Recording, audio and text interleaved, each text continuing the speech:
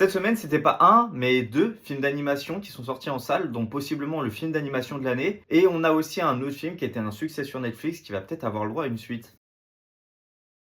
On va pas s'attarder dessus, je viens juste de voir la news, c'est Netflix qui a fait un post où il parle des Mitchells contre les Machines 2. Donc le premier film c'était par les producteurs et le studio qui a fait Spider-Verse, le premier Spider-Verse à l'époque. Le film avait eu beaucoup de succès sur Netflix, il me semble qu'il était sorti au moment du Covid. Et c'est dans l'air du temps puisque ça parle d'intelligence artificielle, etc. Et rien de plus à dire à part, le premier était génial, j'espère que le 2 sera à la hauteur. Et avant de parler du film de l'année, on va parler de Chainsaw Man, l'adaptation de l'arc de Rez au cinéma, qui est donc une suite en fait à la première saison, et qui honnêtement est un superbe produit cinématographique. De ce que j'ai cru comprendre, l'auteur du manga maîtrise déjà les codes au sein du manga, au niveau de son découpage, etc.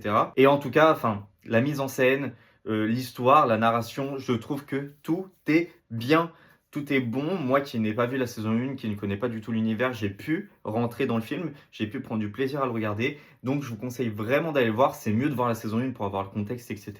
Il n'y a que 12 épisodes. Mais j'ai passé vraiment un très bon moment en salle. Je m'y attendais pas forcément et je remercie du coup Romain qui m'a proposé d'aller le voir et je me suis dit bon vas-y j'y vais. C'était mieux que Demon Slayer. Et pour finir, on va parler bien sûr du film qui pour moi va tout déchirer cette année, qui a eu le cristal à Annecy. Il s'agit d'Arco. Franchement, allez voir ce film-là. Que ce soit en famille, seul, etc. Bref, c'est un film qui fait passer par énormément d'émotions. Pour moi, c'est du Ghibli. C'est pas péjoratif. Ça veut pas dire que c'est une imitation. Ça veut dire qu'il a su apporter sa patte, mais qu'on voit clairement les inspirations au niveau de la musique, au niveau des thèmes abordés. On parle quand même de pollution, on parle de l'évolution des intelligences artificielles, etc., de la technologie. Franchement, c'est un très beau travail, c'est un très beau film. Ça parle de tellement plus de thèmes que ça. Je peux pas tous les aborder là, je ferai peut-être une critique sur YouTube. Donc c'est vraiment un film à aller voir. Si il a pas l'Oscar et le César du meilleur film d'animation, je ne comprends pas. Il a toutes les qualités pour ça. Je sais pas où il en est en termes d'entrée, mais allez vraiment donner beaucoup de force au cinéma d'animation français. Là, on a 2 films en salle. Faut vraiment y aller, faut vraiment donner un maximum d'encouragement pour avoir encore plus de projets comme celui-ci parce qu'il est formidable. Et en parlant de critiques sur YouTube, là, vous pourrez retrouver la critique que j'ai faite de Marcel et Mathieu Pagnol, justement.